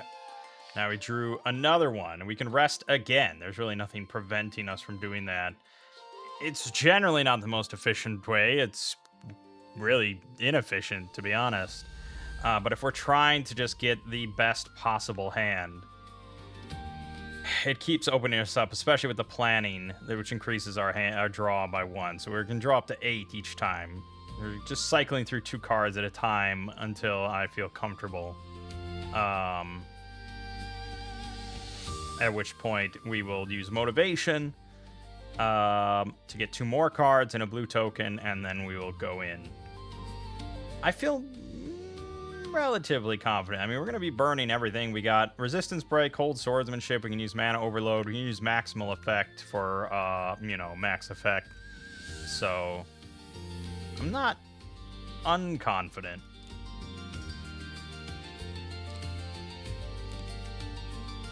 And we still have time. But if we want to do this in 2 attempts, we might want to actually get in there. But that's the thing. Like, I'm really hoping for the Banner of Fear and ditching it so that I can just do this in one fell swoop. But that's assuming I can muster up enough kill. We can use Maximal Effect for something, but I really have not much attack power here outside of my units, which are going to be good. I'm pretty sure you get to use all your units. Yeah, we just get -1 rep, but we can use all our units. A little risky here, but we will rest one more time. We're gonna ditch this, and we're gonna ditch Crystallize. And we can't play it or anything. We're ditching it. Well, I can play Crystallize, but then I have to ditch something else. But maybe that's not that bad of an idea. If we wanted to play Concentration. No, if we wanted to play Crystallize and then ditch Concentration.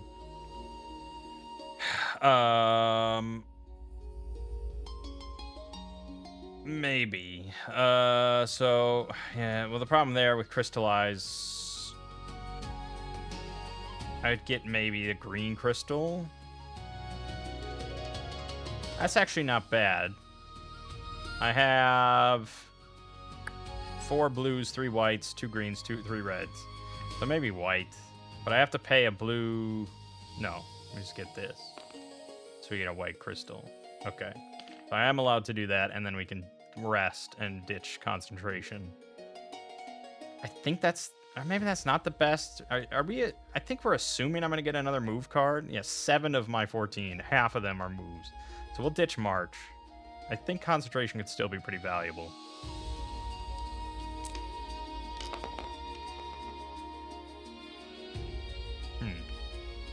Okay. Damn. Okay. Time is against us. We did not draw the banner, but we can play Motivation now, using the Circlet of Proficiency, which we will. And that's going to be good, I think.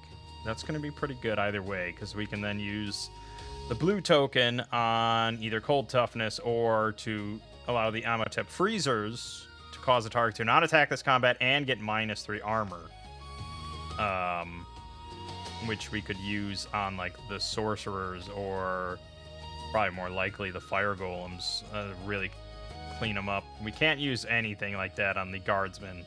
But yeah, the Golems would be piece of piss at that point. So yeah, we're going to use Motivation. So we're going to draw 2 cards and gain a blue token. Okay, we did not get The Banner of Fear, unfortunate, but I think we have enough available that we can do this. So we're going to play March. That's going to be our move 2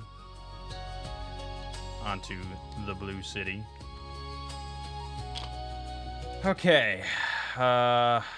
Let's math it out, baby. So yeah, this guy gets boosted. He's the only one that gets boosted up to 5 fire. And I think that's the smartest one to block. Although, on the flip side, Cold Toughness with the token is Ice Block 5, which will block that. But the benefit of the other part of this is that he gets -3 armor, making him a really easy kill and just invalidating, like, everything. If we do that, we can't use the Amatep Freezers for attack or block 5. Like, that's the only thing. But using one unit to essentially just kill a whole Fire Golem is pretty solid.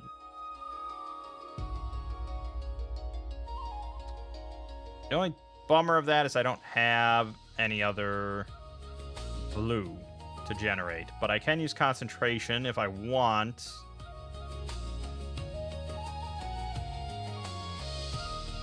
I can use Concentration to get a blue token, which we might use for Ice Block. So I think that's probably the best. But we can math all this out and see if we want to redo it. So that means he doesn't attack, and he has 1 armor, which means all we need is Cold Swordsmanship to just kill him. So that's done. We can also use Mana Overload at any point to gain a mana token of any color we want. We also have Resistance Break. But that's absolutely getting used on the Guardsmen, because they get -1 armor for each resistance they have. It's like the perfect use case. So that brings him down to 3 armor. But okay. The Golem is dead then. He's sorted with everything we've done so far. That's good. Which means I haven't played this yet. Okay. The Sorcerers, we have to generate 6 block. And I think we're definitely going to use 1 Guardsman for that. That's block 4. We just need 2 more block, which is probably going to be Rage. I think that's fine. So the Sorcerer is utterly blocked then. We just had to generate 6 damage in order to kill him. We have Swiftness and Crushing Bolt. Boom and boom. And yes, I do have the Source, and I imagine, well, we might use it. We're going to use it for something, but we'll see. Probably Concentration. Yes. The Sorcerer is then dead. We got no problems there, so that's all cleaned up. And then the final one is the Guardsman. We have to block 5. So again, using the other Guardsman for 4. And we'll use Instinct for 2. So that's completely blocked. And then he has only 4 armor, but he has resist to everything. But that's fine, because we're going to use Concentration with the green. And that's going to empower counterattack to be attack 6, +3 for each enemy blocked this turn. The Golem was not blocked, he was canceled. But that's still 2 enemies blocked, so we have 6 +3 which is 12, which is more than enough to kill the Guardsman, and that is a victory. Pretty clean. I didn't even need to use Cold Toughness or Maximal Effect. Yeah, I mean, maybe I got something wrong. We didn't even need a Mana Overload, I guess. I mean, I guess I could use it. But yeah, I guess I could use it. for the white or something.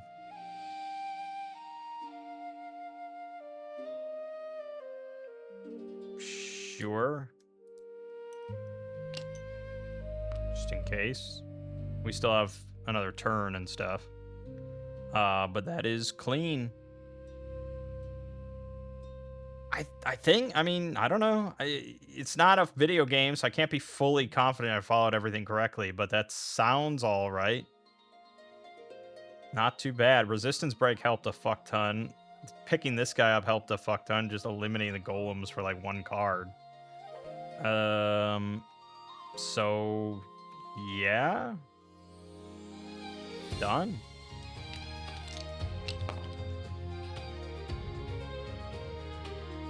Scenario end achieved. Okay. So now we're in a city, and it's my city. So I guess if I spend 7 influence here plus a mana, I can get a spell. Let me double well, let's see. City. Welcome.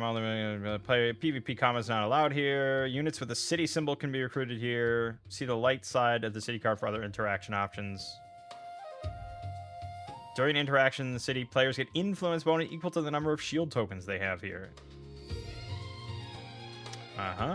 Okay. So I have 3. I get 3 bonus influence.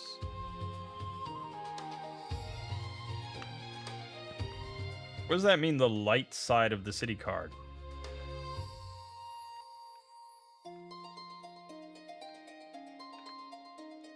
I don't know.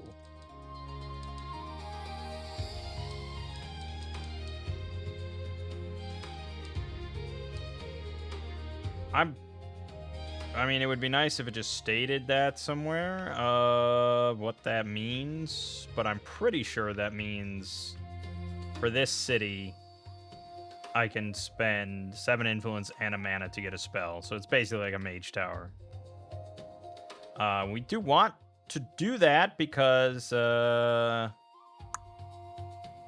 that's more fame, that's more victory points, it's all good. We can also attempt to fight this high dragon, though, from where we're at. And that might not be a bad idea either. This is the final turn, I believe. I think? Pretty sure. So, we can't use any of our units, but we can spend this white... If we can spend white mana, which we can do it for +4, which means we actually have ranged attack 7 on this. Now, he's not fortified, but I don't think we can actually muster up 2 more ranged attack, unfortunately. So we're gonna have to block him. Oh, wait a minute, resistance break. He gets -1 armor for each resistance it has. He's got 2, that brings him down to 7. I'm pretty sure we can just snipe this guy for... Done. Done. That's awesome.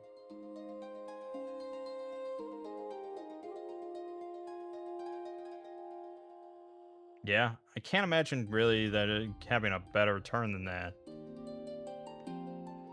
Because we'll level up again. The only other thing we could do is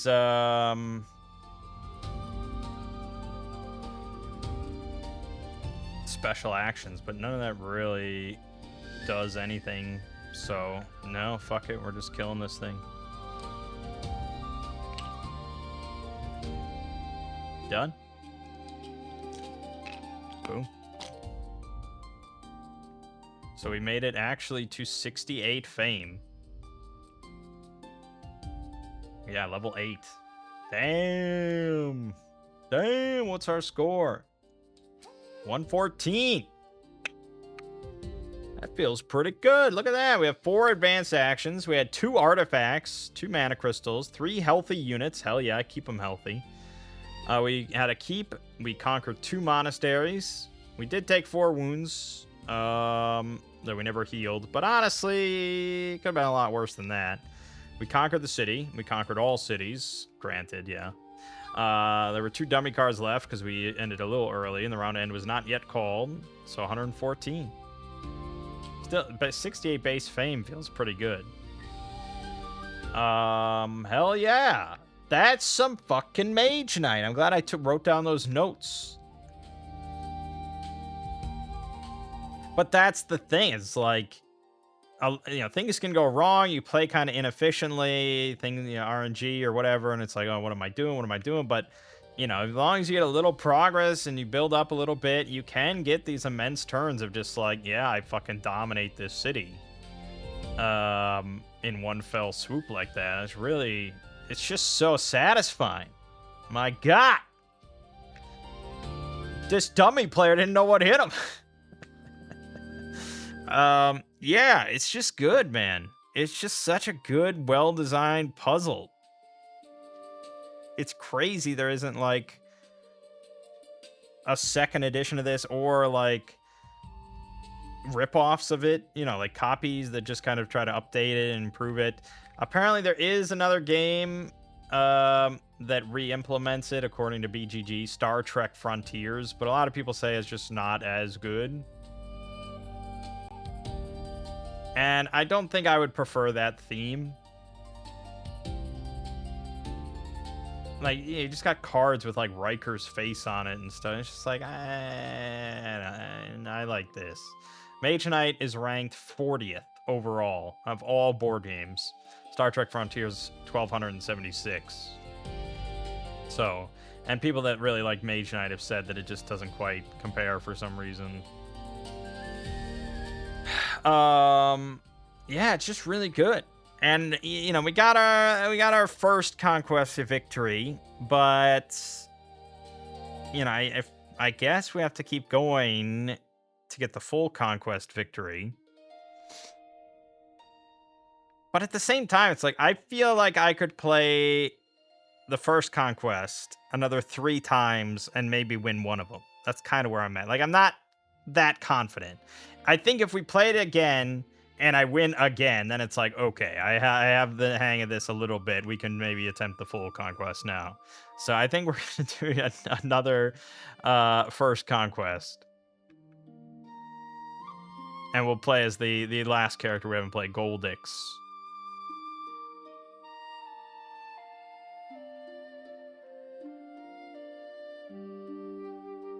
It does make me very excited. I know I haven't really even played with nearly everything in the base game yet, but it does make me really excited for all the fan expansions. They just add a lot more cards and stuff. And apparently they did recently, a few months ago, announce another new expansion.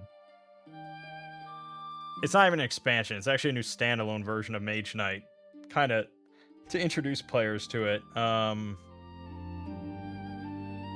It's called Mage Knight Emergence? Mage Knight Emergence, the Portal to Power. So it's a standalone version of the game. It doesn't change, like, it's the same sort of, it's Mage Knight, it's the same game, but it includes a nice new tutorial designed for both new and experienced players. And it's actually designed for 2 players, so they did kind of do what I said they should do, of just focus more on 1 to 2 players. But it is compatible entirely with existing Mage Knight stuff. So that's cool that they're still working on that, and still, like, it's a very popular game. I mean, it's ranked 40th overall. That's really high.